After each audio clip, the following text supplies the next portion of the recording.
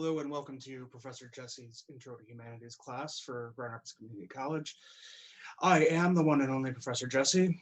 We're going to talk this week a little bit about the idea of what the humanities are. Some of you might have some notions already. Some of you might not know anything at all about the class that you just signed up for and are starting to take. The humanities are a way of understanding our world by looking at the cultural artifacts that us humans produce. We're trying to figure out how meaning is made in a significant way through creation of things like novels, poems, works of art, whether that be paintings or sculpture, or even a big sculpture like architecture is. We'll also be looking at music, movies, television, and all of that will lead into a conversation at the end of the semester about some of the big themes that we've seen throughout represented by the pieces of work that we've looked at. We'll look at love and happiness and perhaps friendship. We might hit on some politics, but we'll try to avoid that. But because we do have some artifacts that are political in nature while also being artistic. What I really wanted to jump into right now is this preconceived notion that some people have that the humanities are kind of soft.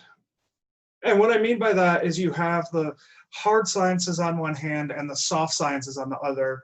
And most of the humanities fall into the soft sciences because they're not rational or completely empirically tested by something, say, the scientific method. However, the fact is that the humanities helped develop something called the Enlightenment, which then helped create what we call science these days. So it's important to understand those cultural underpinnings to some of the things that we think are kind of artifacts that are without question, like science. We know that culture, no matter what, no matter who is doing culture, is inoculated by the culture. It's inside of them, it embodies them. There's nothing more that they can kind of break out of your culture. It's difficult to be objective, completely disinterested, completely not caring about what you're doing and being disengaged. Even when we put forth a hypothesis in science, we're putting forth this idea that we're interested in and want to test out. The same happens in the humanities. Novelists sometimes write a novel like Dostoevsky's Brothers Karamazov to understand what different reflections of faith look like in different psychological profiles and how we respond to those understandings. So we're looking at something that's not quite objective, but it is, and this is the second notion that I wanted to get ahead of before we delved into things too far, is this notion that art is completely and utterly subjective, that a good poem, a good novel, a good TV show, a good movie is something that you like. We often find ourselves using the word good in relation to art and the humanities to mean something akin to, I like this. This movie was good. Well, why? Because I liked it. This painting is great. Why? Or good. Why? Because I liked it. Because it spoke to me, because I can see something that I enjoy. Well, I hated this painting becomes this is a bad painting. Bad does not equal an emotional stance in art. Good does not equal emotional stance in art. There are a lot of pieces of art in the humanities that are really good, but I hate them.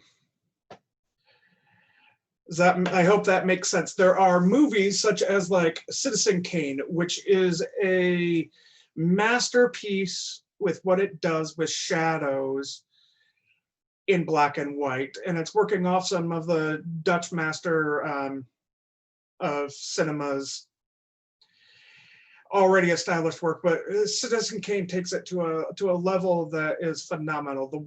The amount of depth and shadow that they get in a black and white movie is phenomenal. The movie is boring. I have a very difficult time sitting through it. I'd rather not sit through it ever again in my life. Does that make sense? Like, also, some of Jane Austen's works are wonderful understandings of the feminine mind and put forth a critique of moral philosophy that is often disregarded because it comes from literature. Phenomenal works. Don't want to read them. They don't speak to me. I don't get into the characters, anything. However, as a piece of art, they are well written. They hammer home a point, and there's a reason why they're considered a classic, because they speak to our culture. Some paintings, we look at it and we go, and we'll talk about this when we get to paintings, but like Jackson Pollock, we look at it and go, I can do that. There's a documentary that was done in bad faith, poor taste, called something like My 4-Year-Old Can Do That, where they had their 4-year-old splatter paint all over a canvas and call it art. But once you, and when you just glance at the two, you go, okay, splatter art or splatter art, anyone can do that. But when you get into the minutia of Pollock's paintings, you understand that there is a rhythm, there is a reason, and there's a meaning behind why the paint is splattered that way, what's going on inside of the piece. The art is very reflective of a state of mind, of emotion. It's done with technique that we can point back through the tradition and say, this is a good piece of art. Now, some of you might look at a Jackson Pollock painting when we look at it in a couple of weeks and absolutely hate it and completely dismiss it. And that's fine. However, we need to break out of this notion of I like it equals good, I don't like it equals bad. Now, that is not to say that there's no room for the subjective in art. We'll look at a handful of paintings coming up in the weeks, and some of you might really be drawn towards some of them, repulsed by others, and indifferent to maybe the majority of them. And that's perfectly fine. We're not saying that you have to love everything because it's good art. We're saying that just because you don't love it doesn't mean that it's good. Plenty of movies, plenty of TV shows, plenty of paintings, plenty of poetry that, meh, I don't care, right? But I'm glad that they exist, and I understand the craft behind them.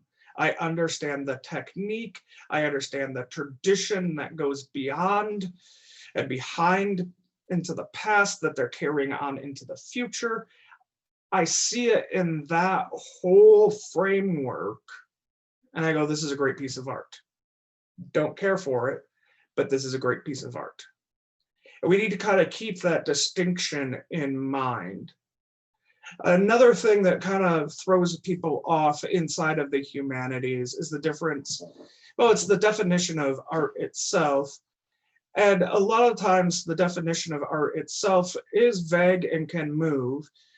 But there's also a lot of things that we call kind of kitsch or craft that we wouldn't call art. So like the sign hanging up on my door, it's not art. It's cute, we like it in the house. brightens my day when I see it a little bit sometimes. I like it. Or like I have this his penguin mug. My wife has a hers. We like them. They're cute. Penguins are cute. It's cool.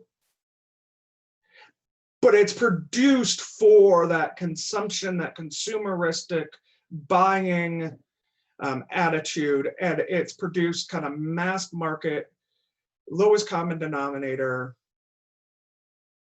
and it's not really technically good, as in the technique used to create it isn't good, isn't proficient, isn't masterful.